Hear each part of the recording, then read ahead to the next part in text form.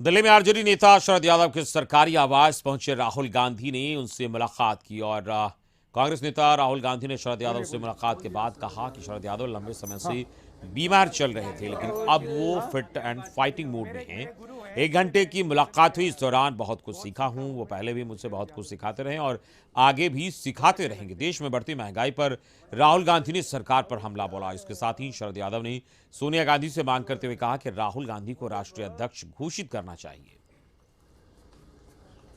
बोलिए बोलिए। हाँ। मगर आज जो यादव जी ने कहा उससे मैं सहमत हूँ कि देश की हालत बहुत ख़राब है। नफ़रत फैलाई जा रही है और देश को बांटा जा रहा है और ये हम सबके सामने ये लड़ाई है। देश को हमें एक साथ लाना है।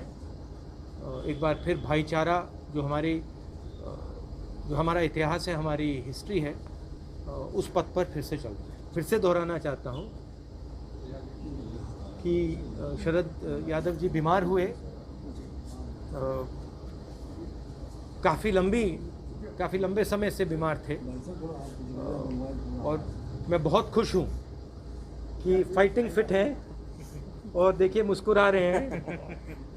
तो ये मुझे बहुत अच्छा लगा और फिर से ये इन्होंने मुझे राजनीति के बारे में बहुत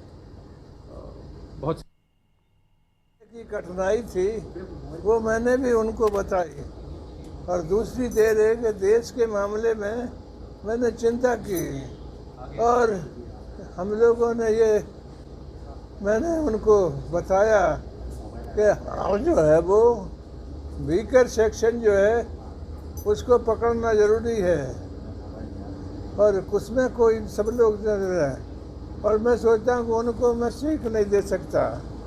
इतने ही सुझाव मैंने दिया कि जो कमज़ोर तबके के लोग हैं जो कांग्रेस के पास थे वो फिर से उन्हीं में काम करके लाया जा सकता है और मैं कहूँगा कि वो काम जो है वो दिल से राहुल जी कर सकते हैं। इन वर्गों के लिए दिल से, अब जैसे मान लो मेरे लिए इतनी ममता इनको है कि कोई नेता देश में नहीं है जिसको इतना मोहब्बत मेरे प्रति हो।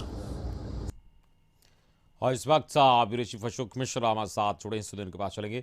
अशोक जी, दिल्ली में आज राहुल गांधी ने शरद यादव से मुलाकात की है और इससे पहले तेजस्वी यादव जी मुलाकात की शरद यादव से और एक अलग फिर से राजनीतिक कवायद तेज करने की कोशिश हो रही है, लेकिन बिहार में कांग्रेस और आरजेडी की राह अलग है। क्या वाकई में ये संभव है एक साथ तीनों के आने की?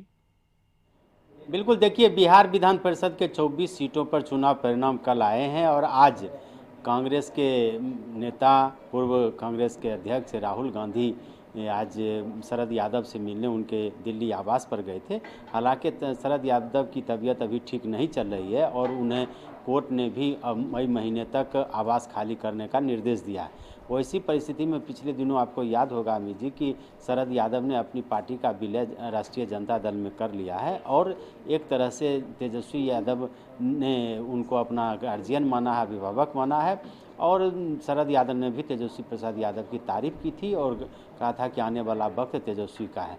तो वैसी परिस्थिति में ये कयास लगाए जा रहे थे कि तेजस्वी यादव ने राज्यसभा भेजने का मन बनाया शरद यादव को, लेकिन आज राहुल गांधी जिस तरह से उनसे मिलने पहुंचे उनके आवास पर, दिल्ली आवास पर, और लगभग 1 घंटे तक दोनों नेताओं की मुलाकात हुई। उसके बाद शरद यादव ने बयान दिया है कि वो चाहते हैं कि सोनिया गांधी उन्हें राहुल गांधी को राष्ट्रीय अध्यक्ष बनाए कांग्रेस का।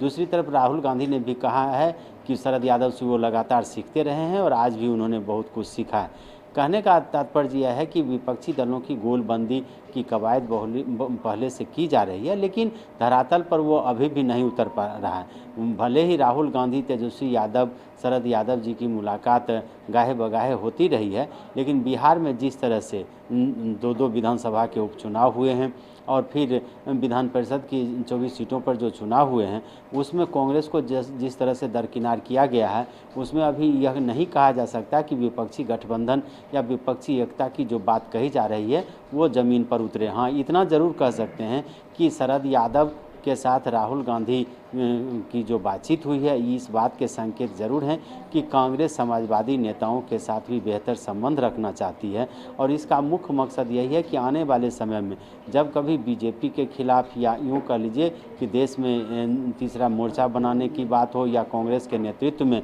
विपक्षी गठबंधन की बात हो, तो कहीं भी ये रुकावट ना आए, इसलिए राहुल गांधी की मुलाकात काफ़ी महत्वपूर्ण मानी जा रही है।